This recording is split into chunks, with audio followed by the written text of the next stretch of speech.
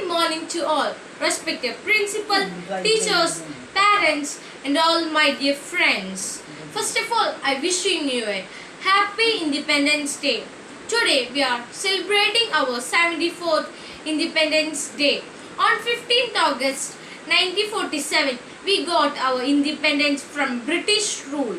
We should celebrate this day with a great spirit. We should remember all great leaders like Mahatma Gandhi, Jawaharlal Nehru, Subhash Chandra Bose and others. A peaceful life that we are living today,